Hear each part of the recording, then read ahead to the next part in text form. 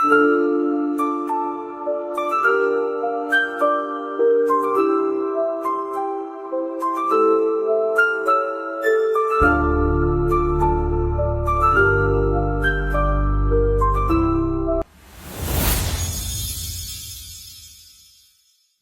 ஆரோக்கியம் அப்படின்னு எடுத்தோம்னா மன ஆரோக்கியம் உடல் ஆரோக்கியத்துக்கு துணையா இருக்கு.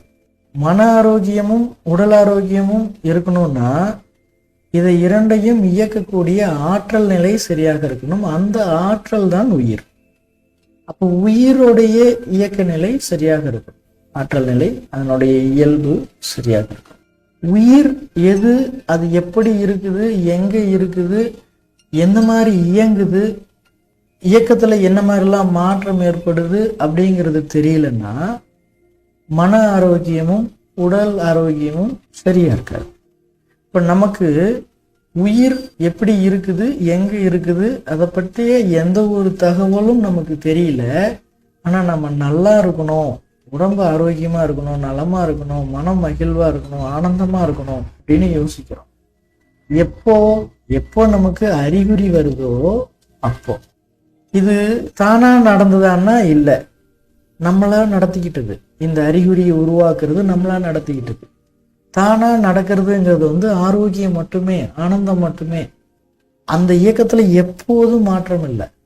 ஆனா நானா நடத்திக்கிற இயக்கம் மாற்றத்தை உருவாக்குது. இப்போ உடல் ரீதியான செயல்பாடுகளை நம்ம எடுத்துக்குவோம். பசிங்கிற ஒரு உணர்ச்சி வெளிப்படுது. அந்த பசிங்கிற உணர்ச்சிக்கு நம்ம உணவை எடுத்து சமன்படுத்த முயற்சி பண்றோம்.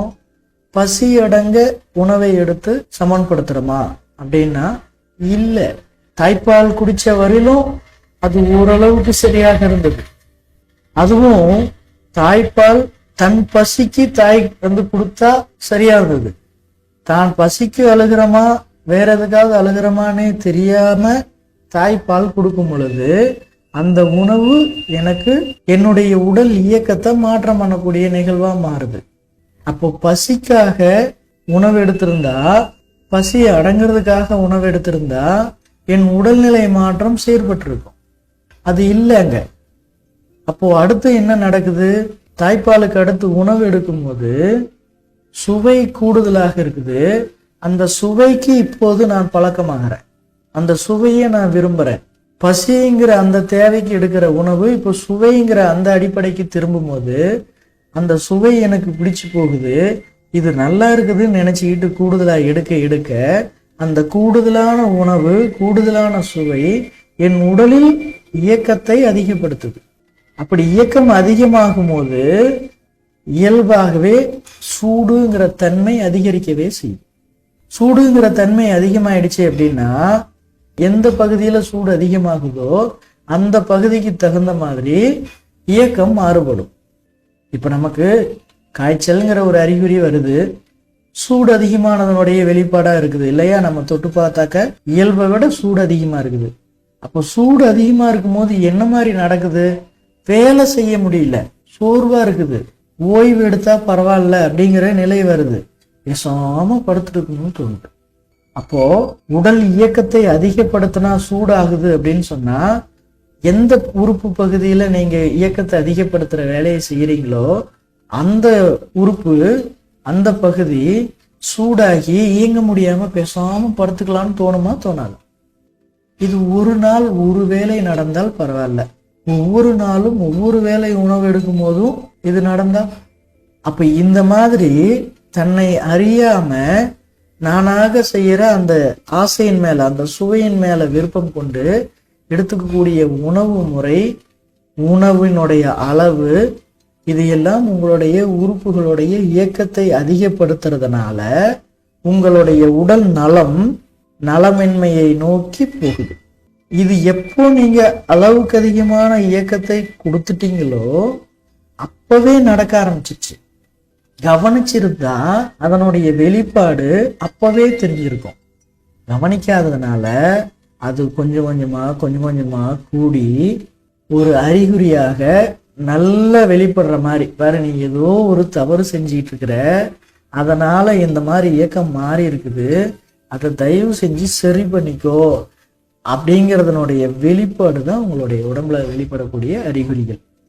நம்ம நம்மளுடைய செயல்பாடை தெரிஞ்சுக்காம, அதாவது நான் என்னுடைய தேவைக்கு மீறி அதிகமாக சுவையின்பால் ஆர்வம் கொண்டு உணவு அதிகமா எடுத்துக்கிட்டு இருக்கிறேன் அப்படின்னே தெரிஞ்சுக்காம, அதை சரி பண்றதுக்கு வைத்திய முறைகள்ல நீங்க போய் அறிகுறிகளை சொல்லி இதுக்கான வழிமுறைகளை சொல்லுங்க, எனக்கு இது சரி பண்றதுக்கான வாய்ப்பை உருவாக்கி கொடுங்கன்னு கேட்கும்போது, அதை அறிஞ்சவங்க இதை சரியா இதுதான் காரணம், இதை மாத்திக்கங்க அப்படின்னு சொல்றாங்க. கவனிச்சவங்க, அதாவது தானாய்ங்கிற இயக்கத்தை, அறிவா இருக்கிற அந்த இயக்கத்தை, உணர்வா இருக்கிற அந்த நிகழ்வுகளை சரியா கவனிச்சவங்க இதை செய்யுங்க சரியாயிடும் அப்படின்னு சொல்றாங்க.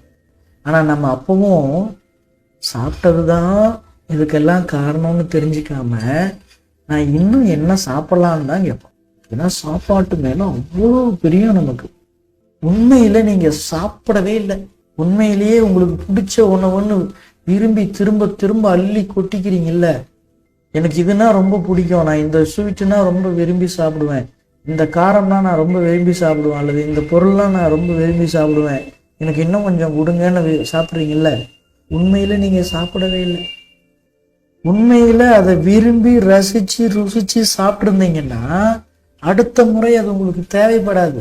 அது அப்படி ஒருவேளை தேவைப்பட்டாக்க ரொம்ப காலதாமதமாகும். நல்லா புரிஞ்சுக்குங்க. உண்மையில நீங்க விரும்பி சாப்பிடக்கூடிய உணவை நீங்க விரும்பி சுவைத்து உண்ணவே இல்லைன்னுங்கிறதா உண்மை.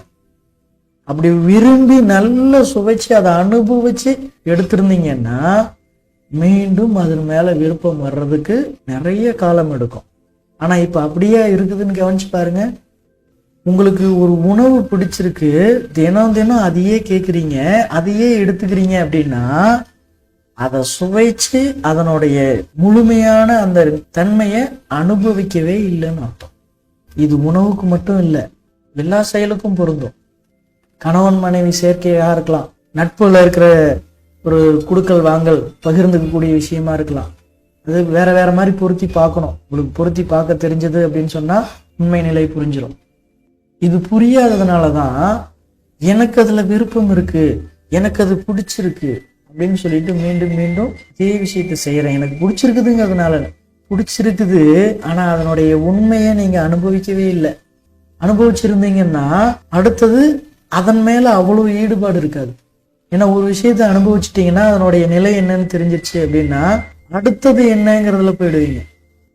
அது புரியல நமக்கு. அப்போ இது புரியாததுனால நம்ம என்ன பண்றோம், எனக்கு பிடிச்சிருக்குதுன்னு சொல்லிட்டு தேவைக்கு மீறி அள்ளி போட்டுக்கிட்டே இருக்கிறோம். அப்போ அந்த செயல், அந்த பொருளுடைய தன்மை, அதற்கு தகுந்த மாதிரியான இயக்க மாற்றம், இது எல்லாத்தினுடைய பலனையும் நம்ம அனுபவிக்கணும் இல்லையா? அப்படிதான் இந்த உடல்நிலை மாறும், உடலுடைய இயக்கம்.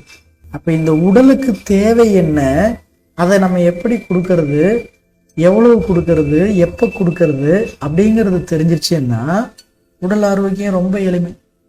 நல்லா கவனிச்சு பாருங்களேன். சில பேர் வேலையின் காரணமாக இரவு 10 மணி 11 மணி அல்லது 1 மணிக்கு கூட படுத்து உறங்குறாங்க. காலையில 4 மணி 4:30 மணிக்கு எழுந்திருச்சு அவங்க வேலையை செய்யறாங்க. இது அவங்களுக்கு இயல்பான பழக்கமா மாறுது. அவங்களுடைய உடல் நல்லாவே இருக்கு. சில பேர் இல்ல 8 மணி நேரம் தூங்கணும், இந்த உடம்புக்கு தூக்கம் 8 மணி நேரம் தேவை அப்படின்னு சொல்லி 8 மணிக்கு படுத்து 6 மணி வரலும் தூங்குறாங்க. 10 மணி நேரம் தூங்கினா கூட அவங்க உடம்பு ஆரோக்கியமா இருக்கிறது இல்லை. ஏன்? இந்த உடலுக்கு இது தூக்கம் தேவையா தேவையில்லையானே தெரியல. ஆனா நான் தூங்குறத பிரதானமா வச்சுட்டு இருக்கேன். ஏன்னா 8 மணி நேரம் தூங்கினா நல்லதுன்னு எனக்கு சொல்லி கொடுத்துட்டாங்க. 3 வேளை உணவு சாப்பிடணும்னு சொல்லி கொடுத்துட்டாங்க. அல்லது பசிச்சா சாப்பிடணும்னு சொல்லிட்டாங்க. பசி இல்லைன்னா சாப்பிடவே கூடாதுன்னு 10 நாள் ஆனாலும் பரவாயில்லன்னு பட்டினி கிடக்கிற விஷயத்த பழகிட்டு இருக்கிறோம்.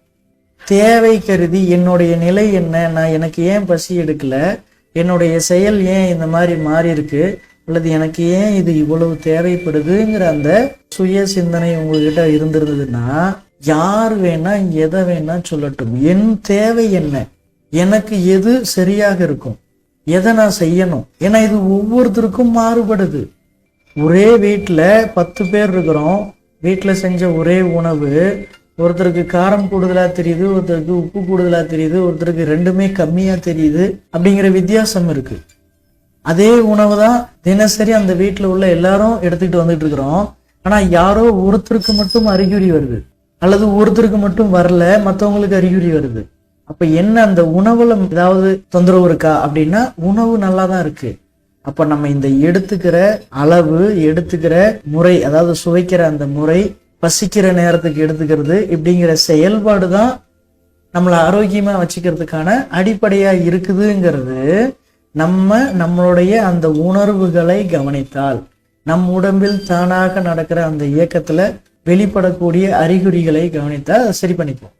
அதை கவனிக்காததுனால என் விருப்பம் அது, எனக்கு பிடிச்சிருக்குது அப்படின்னு நிறைய வழிமுறைகள், நான் உணவு வச்சு இப்போதைக்கு உங்களுக்கு உதாரணம் சொல்றேன்.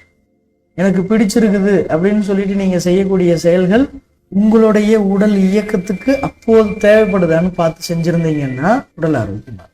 இது எப்போ புரியும் அப்படின்னா, உங்க உடலை இயக்கிற அந்த உணர்வு நிலையும் அந்த உணர்வு நிலை உருவாகிற சக்தி நிலையும் புரியும் போது, அதை நீங்க கவனிக்கும் போது இது புரியும். அதை எப்போ கவனிப்பீங்க? உங்களுடைய சுய சிந்தனை உங்களுக்குள்ளார. அதாவது எல்லாரும் சொல்றாங்கப்பா, எல்லாம் செஞ்சு பார்த்துட்டேன், எதை செஞ்சாலும் ஏதோ அப்போதைக்கு கொஞ்சம் நல்லா இருக்கிற மாதிரி இருக்குது, ஆனா நிரந்தரமா ஒரு தீர்வு கிடைக்க மாட்டேங்குது அப்படின்னு வரும் பொழுது, அப்ப இது எதனால, ஏன் எல்லாரும் சொன்னதையும் செஞ்சோமே, ஏன் இது நடக்கல அப்படின்னு வரும் பொழுது, இல்ல இவங்க சொல்றது எல்லாமே அவங்கவுங்களுடைய அனுபவத்துல இருந்து அவங்களுக்கு தெரிஞ்சதை சொல்லிட்டு இருக்காங்க. அவங்களுடைய அனுபவம் நமக்கு சில நேரத்துல சரியா வராம கூட போகலாம் அப்படின்னு புரிஞ்சுன்னா, அப்போ நமக்கு என்ன வேணும் அப்படிங்கிறத யோசிக்க ஆரம்பிப்பீங்க. அப்படி யோசிச்சீங்கன்னா இந்த உடல் உணர்வால இயங்குது அப்படிங்கிறது புரியும். மனதினால் இயக்கக்கூடிய உணர்வு நிலையால் உருவானது, இயங்குது அப்படின்னு புரிஞ்சுக்கலாம். உருவானதுங்கிறத விட இயங்குது அப்படிங்கிறது புரிஞ்சுக்கலாம். இப்ப நம்ம பிடிச்ச உணவு சாப்பிட்டு பழக்கப்பட்டிருக்கோம். உங்க பிடிச்ச உணவை இப்ப பசி இல்லை, இந்த கணம் நினைச்சு பாருங்க. நீங்க விரும்பி சாப்பிடக்கூடிய உணவை நினைச்சு பாருங்க. நினைப்புங்கிறது எண்ணம் தானே. எண்ணம்ங்கிறது நம்ம ஏற்கனவே செஞ்ச அனுபவத்திலிருந்து வர்றது தானே. அப்போ ஒரு பொருள் இனிப்பா இருக்கு, அதை சுவைச்ச அந்த சுவைங்கிற உணர்வுல இருந்து வெளிப்படுறது தானே எண்ணம். இப்ப அந்த எண்ணத்தை உருவாக்கி பாருங்க. நீங்க அந்த உணவை இப்ப எடுத்துக்க போறீங்க அப்படின்னு இந்த உடல் அந்த உணர்வினால நம்புது. அதனால உமிழ்நீர் வெளிப்படுது. ஏன்னா முதல்ல வாயில சுவைக்கப்பட போகுது அந்த உணவு. அது சுவையில அந்த ஆற்றலை பிரிச்சு எடுக்கணும்னா உமிழ்நீர் கலக்கணும். அப்ப அதற்கு உடல் தயாராயிடுச்சு. இந்த உடலுக்கு ஒரு மண்ணும் தெரியாது, அது ஒரு மண்ணு, அது ஒரு களிமண் அல்லது ஏதோ ஒரு மண்ணு.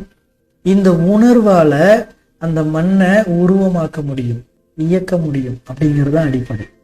அப்போ உங்களுடைய உணர்வுகள் உங்க உடலை இயக்கிறதுக்கு தகுந்த மாதிரி இருந்துச்சுன்னா உங்க உடலுக்கு தேவையான விஷயங்கள் எது அப்படின்னு புரியும். அதை எடுத்து உண்ணும் போது சரியானதாக அது இருக்கும். தேவையான அளவுல அதை எடுத்துக்குவீங்க, தேவையான முறையில் அதை எடுத்துக்குவீங்க. அப்போ உங்க உடலுடைய தேவையை பூர்த்தி ஆகும் போது உங்க உடல் ஆரோக்கியம் சாத்தியம். நீங்கள் என்ன மாதிரியான உணர்வை உணர்கிறீர்களோ அல்லது நினைக்கிறீர்களோ அதற்கு தகுந்த மாதிரி உடலில் ஒரு திரவம் உருவாகும். இது அடிப்படை. அதனுடைய வெளிப்பாடு தான் இப்ப நீங்க பார்த்த உமிழ்நீர் சுரப்பு. இப்போ நீங்க நினைச்சீங்க உமிழ்நீர் சுரக்குது. உணர்வு நிலையில உமிழ்நீர் சுரக்குது, உணர்ச்சி நிலையில கண்ணீர் சுரக்குது. இது எனக்கு புரியுது அப்படின்னா நான் என்ன பண்ணுவேன்? உணர்வு நிலையில இருக்கிறதுக்கு முயற்சி பண்ணுவேன். உணர்வு நிலை என்னுடைய உடல் இயக்கத்துக்கு தேவையான சுரப்பு நீர்களை சுரக்கும். உணர்ச்சி நிலை என்னுடைய உடல் இயக்கத்தை மாற்றம் செய்யக்கூடிய, அதாவது என் உடல் இயக்கத்துக்கு தேவையில்லாத சுரப்பு நீர்களை சுரக்கும் அப்படிங்கிறத எளிமையா புரிஞ்சுக்க முடியும். அப்போ நீங்க என்ன சொல்லுவீங்க, என்ன செய்வீங்கன்னா, எனக்கு எதெல்லாம் மகிழ்வளிக்கக்கூடியது, எனக்கு எதெல்லாம் ஆனந்தத்தை அளிக்கக்கூடியது அப்படிங்கிறத கவனிச்சு அந்த செயல்கள்ல ஈடுபடுவீங்க. அந்த செயல்கள்ல ஈடுபட்டாலே உங்களுடைய எண்ணம், சிந்தனை, வார்த்தை இதையெல்லாம் மகிழ்வை தரக்கூடிய, ஆனந்தத்தை தரக்கூடிய அந்த நிகழ்வில் இருக்கும்போது உங்க உடல்ல சுரக்கக்கூடிய அந்த சுரப்புகள் எல்லாம் இந்த உடலை அந்த ஆனந்தத்தை அனுபவிக்கிறதுக்கு தகுந்த மாதிரியான ரசாயனங்களை சுரக்க வச்சு இந்த உடல் அந்த ஆனந்தத்தை நேரமும் அனுபவிக்கிறதுக்கான நிலையில தயாராகி. இப்போ இது புரிஞ்சிருச்சுன்னா நீங்க இது நாள் வரலும் யோசிச்சுக்கிட்டு இருந்த பயன்படுத்திக்கிட்டு இருந்த வார்த்தைகள், உங்களுடைய சிந்தனைகள் என்னவாக இருந்தது அப்படிங்கிறத ஒரு வினாடி மட்டும் யோசிச்சு பாருங்க. உங்க உடல்ல எவ்வளவு அந்த மாற்றங்கள், அந்த ரசாயன மாற்றங்கள் உருவாகி இயக்கத்தை மாற்றம் செஞ்சிருக்கும் அப்படிங்கிறது புரியும். அதுதான் உங்களுடைய அறிகுறிகளுக்கான 90% காரணமாக இருக்கும். சிந்தனைய மகிழ்ச்சியா ஆனந்தமா இருக்கிறதுக்கான நிகழ்வுகளை நினைக்கும் போது அல்லது அதை கவனிக்கும் போது அதை அனுபவிக்கிறதுக்கு தகுந்த மாதிரி உங்க உடல்ல ரசாயன மாற்றம் ஏற்பட்டு உங்க உடல் அந்த ஆனந்தத்துல எந்நேரமும் இருக்கிறதுக்கான வலிமையை பெற்று நீங்க எந்நாளும் எந்த நாளும் நீங்க எவ்வளவு நாள் இருக்கிறீங்களோ அவ்வளவு நாள் வரலும் மகிழ்வா வாழ்ந்துட்டு போதும் இந்த வாழ்க்கை அப்படின்னு எப்போ உங்களுக்கு தோணுதோ அப்போ இந்த உடலை விட்டு வெளியேற முடியும். அல்லது இன்னும் வேறு சில வழிமுறைகள் நீங்க கவனிச்சீங்கன்னா கிடைக்கலாம். இந்த உடலுக்குள்ளாரியே கூட அடக்கமாகலாம். அல்லது இன்னும் வேறு சில வழிமுறைகள் கூட கிடைக்கலாம். இந்த உடல் ஒளி தேகமாக யாருக்கும் தெரியாம எப்படி ஒரு சிறிய அணுவாக, ஒரு சிறிய ஒளி துளியாக நம்ம நம் தாய் தந்தை உடலுக்குள்ளார நுழைஞ்சு உருவத்துக்கு வந்தோமோ அதுபோல அந்த உருவம் கண்ணுக்கு தெரியாத அளவுக்கு தானா பிரிஞ்சு போற அளவுக்கு கூட மாற முடியும்.